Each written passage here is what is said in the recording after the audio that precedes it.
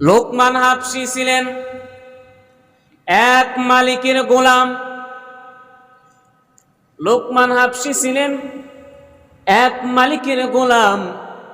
ওই মালিক লোকমান হাবশীকে বাজারের মধ্যে বিক্রি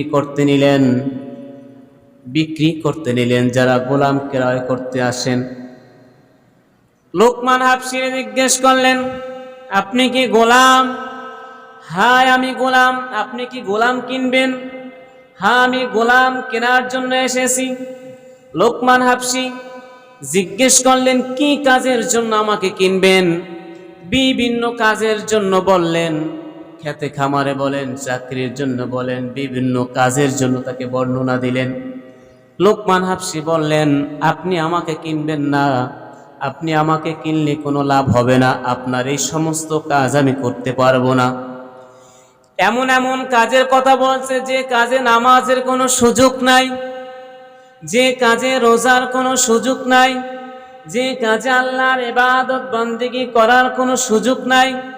লোকমান হাবশী বললেন, আপনার জন্য আমি না, আপনি দেখেন অন্য কাউকে পান কিনা, আপনার এই সমস্ত কাজ আমি করতে পারবো না। হঠাৎ করে আরেক ব্যক্তি চলে আসলেন, একই প্রশ্ন করলেন। লোকমান হাবশী প্রশ্ন করলেন, আপনি কি ক্রয় করবেন গোলাম? হ্যাঁ আমি গোলাম ক্রয় করব। কি কাজের জন্য ক্রয় করবেন? ওই ব্যক্তি বললেন যে আমি ঘরের প্রহরীর কাজে গোলাম কিনতে চাই।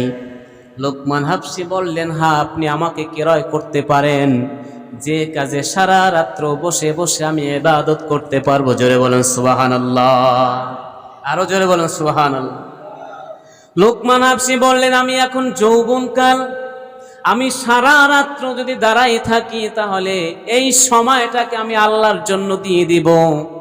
আমি যদি সারা রাত্র দাঁড়াই থাকি, তাহাজ্জুদ নামাজ পড়ি, তাসবিহ পড়ি, তাহলিল পড়ি, এই সময়টাকে আল্লাহর জন্য ব্যয় করব।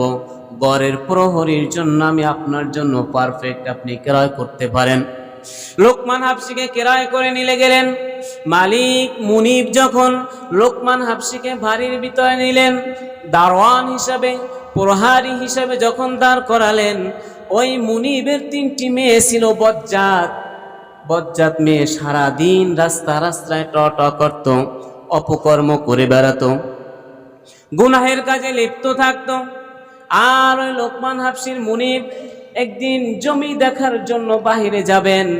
লোকমান হাবশীকে বললেন, হে লোকমান হাবশী, আমি আমার মেয়েদের জন্য 3 দিন আমি যে বাহিরে থাকবো, ওই বাহিরে 3 দিনের যত খরচ আছে সব কিছু আমি আমার মেয়েদের জন্য দিয়ে গেলাম। আমি তালা মেরে গেলাম, তুমি এই তালার কাছে বসে বসে পাহারা দিবা, দরজা খুলবা না, আমি না আসা পর্যন্ত তুমি দরজা কোনোদিন খুলবা না। মুনিব চলে গেলেন, লোকমান হাবশী বসে রইলেন। আর মেয়েরা তো ছটফট করতেছে বাহিরে যাওয়ার জন্য, তার কারণ মেয়েরা ছিলেন বজ্জাত। মুনিব ওই বাবা মেয়েদের কাছে লজ্জিত ছিলেন।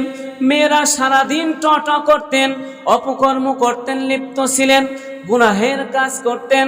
লোকমান হাবশীকে বললেন, হে লোকমান হাবশী, দরজা খুলবা না, আমি যতক্ষণ না পর্যন্ত না আসবো দরজা খুলবা না।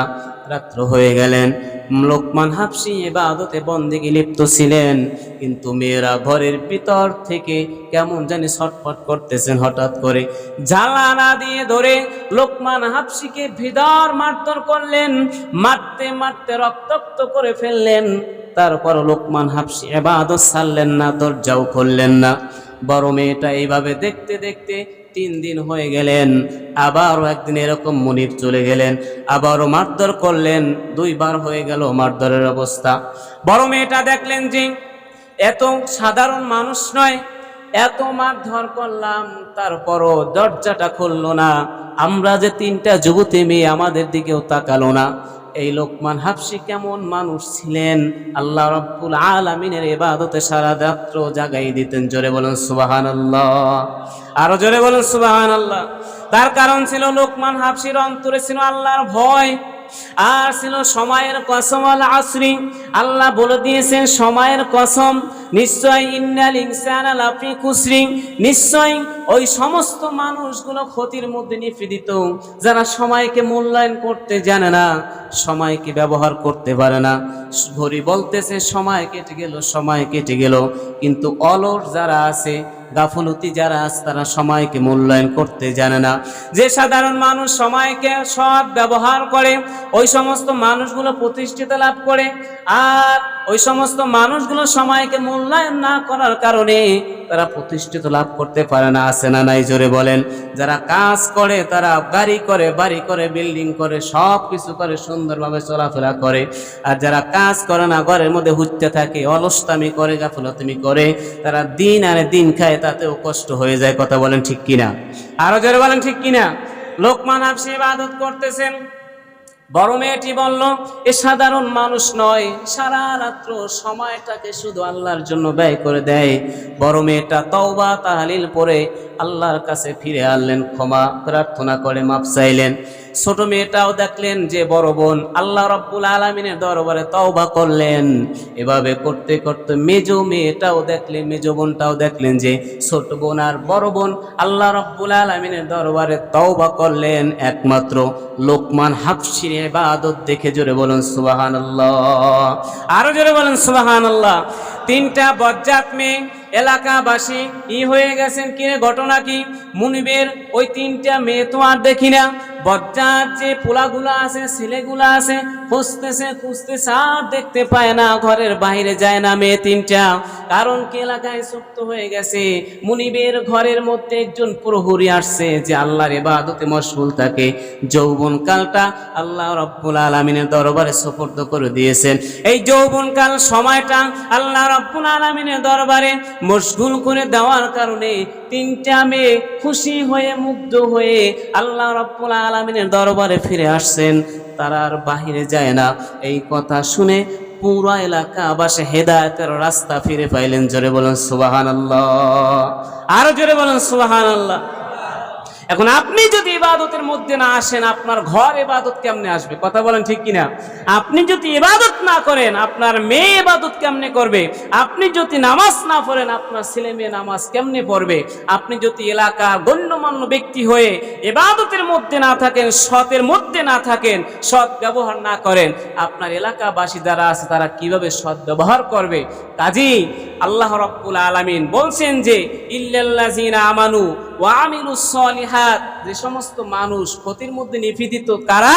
যারা হকের পথে চলে না, সত্যবাদীর পথে চলে না, যারা ধৈর্য ধারণ করে না, এই সমস্ত মানুষগুলো ক্ষতির মধ্যে নিপীড়িত। ইন্নাল মুবাজ্জিরিনা কানু ইখওয়ানাশ শায়াতিন, ওই সমস্ত মানুষগুলো হচ্ছে শয়তানের ভাই। জোরে বলুন নাউজুবিল্লাহ।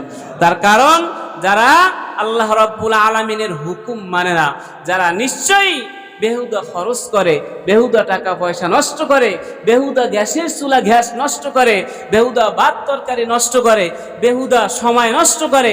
যে সময়টাকে তিনি ইবাদত করতে পারত, ওই সময়টাকে তিনি অযথা নষ্ট করতেছে। আল্লাহ রাব্বুল আলামিন বললেন নিশ্চয়ই ওই সমস্ত মানুষগুলো শয়তানের ভাই, আর শয়তানের ভাই যারা হবে তারা নিশ্চয়ই শয়তানের সাথে জাহান্নামের মধ্যে নিপীড়িত হবে। জোরে বলুন নাউজুবিল্লাহ। আল্লাহ রাব্বুল আলামিন আমাদেরকে এই সময়টাকে মূল্যায়ন করার মতন তৌফিক দান করুন। জোরে বলুন আমিন। আরো জোরে বলুন আমিন। আপনি রাত্রিবেলা ঘুমান, রাত্রেবেলা ঘুমাইতে যে সময় লাগে 6 ঘন্টা কোন 5 ঘন্টা, যে কয় ঘন্টা ঘুমান না কেন ফজরের আগে, ওই 9 ঘন্টার মধ্যে যদি আপনি তাসবিহ পড়তে পড়তে পড়তে পড়তে ঘুমান, তাহলে আপনার সময়টাকে ইবাদতের মধ্যে গণ্য হবে। জোরে বলুন সুবহানাল্লাহ।